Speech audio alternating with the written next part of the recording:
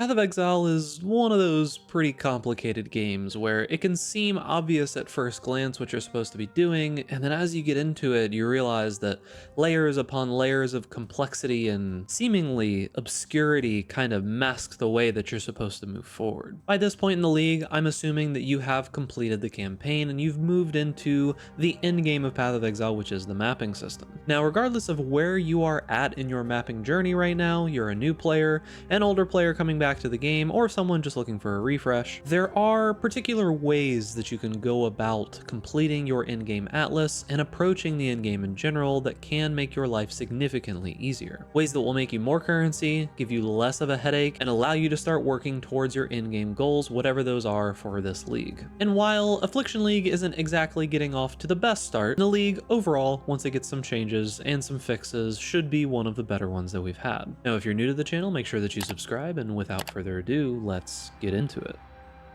So I've hit level 90, I've swapped over to Tornado Shot from my Lightning Arrow build, and I have mostly finished my Atlas. Typically, I do not go for 100% completion right away. I get to about this point before I swap into my second Atlas tree, and then kind of move through gearing up. But this is where I'm at, and this is with no buying of maps. I have not purchased a single one from the trade website, although if you are missing Atlas completion and you're confused in any way, the simplest and easiest way at all times if you're playing in Trade League is to simply buy the lowest tier of the map that you possibly can and just get the completion that way. But we'll talk about a few things here. If you're not aware even what you're looking at here, this is the Atlas, and as you do these things called maps, which you'll find as you start getting towards the end game, these right here, as you find these and you complete the bonus objective on them, it unlocks these points on the larger Atlas tree. So using this tier 1 map as an example, let me kind of explain to you how map drops in Path of Exile work. In general, when you are trying to obtain map drops in this game, the more monsters that you put into the zone and the higher quantity of items that the map drops, the more maps on average that you will get. So if I take this map here and I hit it with a transmutation orb, it will turn blue. And you'll notice it has these 3 modifiers on it, which say quantity, rarity, and pack size. The 2 that we are mainly focused on here when it comes to obtaining map drops is going to be that quantity and that pack size. More monsters means more opportunities to drop items, and more quantity means more quantity of items dropped from those monsters. Now going back to this tree, the whole purpose of this tree that I have set up is to make it as easy as possible for you to get these maps to drop and to have higher tiers of them drop pretty consistently. So the whole entire idea of this tree is based off of this keystone here, which is called Wandering Path. What it does is it makes notable Atlas passive skills, meaning these large ones like this grant absolutely nothing, but it doubles the effectiveness of these smaller ones. The main reason that we take this is because, as you might notice here towards the beginning, these map nodes that say adjacent map drop chance, you can stack these all the way up to 100%.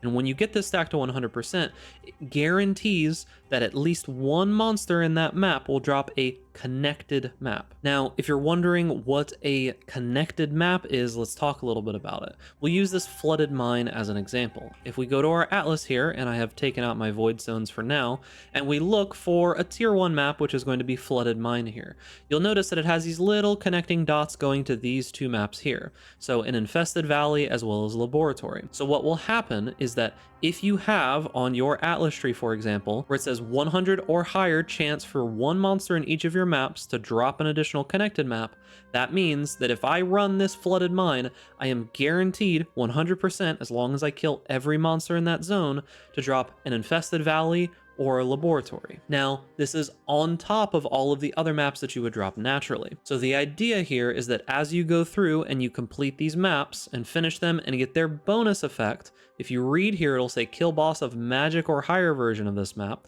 So you're going to want to blue roll white maps. As you move up, you'll notice it'll say kill boss of rare version of this map. So you're going to need to yellow roll yellow maps. And then when you get up to these red colored maps, it says kill boss of corrupted rare version of this map. So you're going to need to make it rare and then corrupt it afterwards. But as you move through these different paths here, say if this is the chateau map that you're running, one of these connected maps is guaranteed to drop.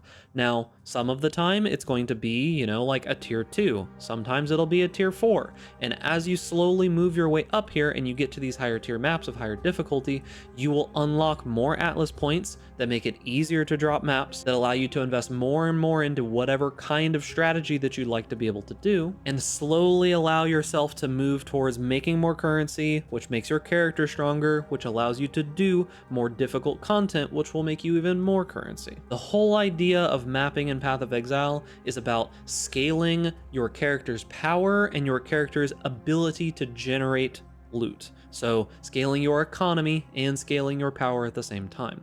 Both of these things, in my opinion, are essentially the same and both extremely important. So if we go back to this Atlas tree, you'll notice that we get 100% chance for one monster to drop a connected map, and we take these nodes to say things like maps found have 10% chance to be one tier higher. So we're trying to get higher tier maps at all time, and we're guaranteeing one additional connected map. Now, where should you go from here? So now say you've gotten to this point, right? You've made it up into red tier maps, you're doing okay, your build is functioning well.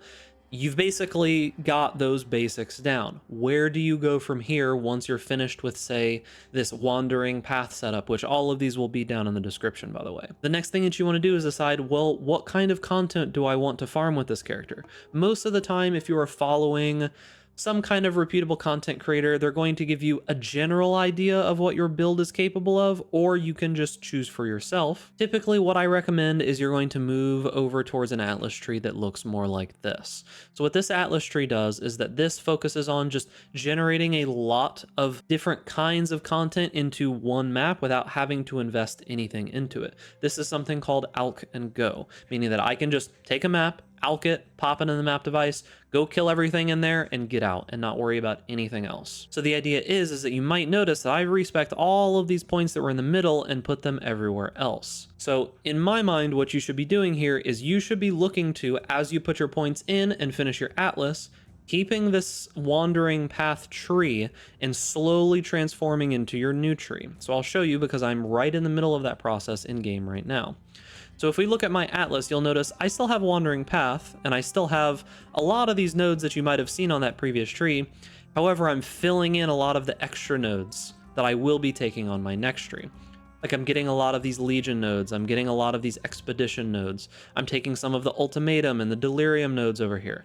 I'm prepping myself to be able to swap over to that, because at this point, my Atlas is mostly complete. Anything else that I need to do here, I'm more than likely just going to randomly find them, or I'm going to buy them on the trade website or something else, but I've managed to get about 100 of the maps done by just playing the game. Now, when it comes to just playing the game and getting that map completion, how exactly do you go about that? Well, to start off with, if you hover over an item and you hold Alt, typically this is what you do to see like the secondary or more important modifiers of any kind of modifier that's on an item. If you do that with a map, it'll show you Atlas map, whether or not it's complete, and bonus objective, whether or not it's complete. I tend to focus exclusively, if you have a map tab here, it's a little bit easier, on just trying to complete all the maps that I have. Once I've done all the maps that I have, and going forward, I always make sure to get as much completion as I can, I start interacting with Carrick here. Now, what does Carrick do? So there's a couple things that Carrick is going to do. One, this is going to be one of your main sources early on that you can purchase maps from him. This is one of the main reasons that you hold on to chance orbs early through the league, like when you're leveling through the campaign and such. You might notice that I have a Mesa map here that I'm probably not going to buy for 7 chaos to complete. But he has a bunch of maps that are available that you can purchase and get some more completion from him. And on top of that, one strategy that some solo self-found players do a lot of the time is they take some of these Carrick mission chance nodes here in the middle, because when you do a mission from Carrick, here we'll go to his Atlas mission here, you'll notice I've got 3 missions left. He's got a variety of maps that you can choose from, and you should try to choose one of these that you need the completion from. However, that's not really what matters, right? So if we look at his inventory, the first map here is an estuary and then an acid caverns. However, if I go to him and I do any of these for a mission, doesn't matter which one it is, I'm just wasting one here to be able to show you guys. And then we go look at his items that are available. Now he's got Castle Ruins, Lookout, and all these other ones, right? He's got a bunch of maps that are different. His inventory has refreshed. So you can use this to get more maps from him and complete more of the different Atlas objectives. Because every single time you complete an Atlas objective, you're gonna get another point for your Atlas. This is super impactful for how much you are able to scale the economy of your character, your overall wealth that will make your character stronger. And this wealth that you generate is integral to you being able to scale the power of your character. So for example, if you look at my inventory here, I have 271 chaos and I have 2 divine orbs. The vast majority of this money has come from the fact that I am in tier 16 maps, I am running altars, and I am finishing bosses in those maps. Probably about half of this currency, plus any I've generated previously to buy all of this, has come from me killing the boss of a map and them dropping either an invitation or them dropping like some various amount of currency, or from the currency that drops from altars in different maps, from logbooks from me doing expeditions, as well as just random drops from like legions and such. So my Atlas strategy has been designed to where I am just trying to force as many different types of enemies into my map as I possibly can, and those things are dropping loot, which I'm selling for currency. I'm spending that currency on reinforcing my character and making it stronger so that I can do more of these maps more quickly, die less, and do more difficult content so that I can keep scaling how much money I can make. This is the overall game flow pattern that you should be focusing on early in the league. I know a lot of people are very tempted when they're playing this game a lot of the time. Try to focus on a character that is specifically meant for like bossing and they want to complete everything, and all of that is fine, but if you are a newer player, I do think it's generally better to focus on your money first to make the bosses that you're going to be fighting later a little bit easier. Now, as I said before, the Atlas trees that I'm personally following, they are down in the description. They're also over in the POB for my lightning arrow character, but hopefully this maybe can give you some perspective and some direction that you should be going for if you're finding yourself a little bit lost in the end game. And as kind of a refresher, the main 2 like things that you should be focusing on is getting your Atlas completion and then improving the strength of both your character and your economy. Those 2 things are your main purpose early on in the league. After that, you can worry about playing whatever other kind of cool characters that you want to do. You can focus on, getting like uber bosses or normal bosses if that's what you're focusing on done, seeing all the different content in the game. But first, I feel that it is important for the longevity of you playing the game and the ease of you playing the game to really get that economy and that character strength up first so that you can continue to scale your economy. So remember, boys, if you're enjoying this content, make sure to give this video a like, subscribe to the YouTube channel, hit that notification bell to stay up to date with all the latest videos, and stay safe out there in Rayclass. And I'll see you guys in the next video.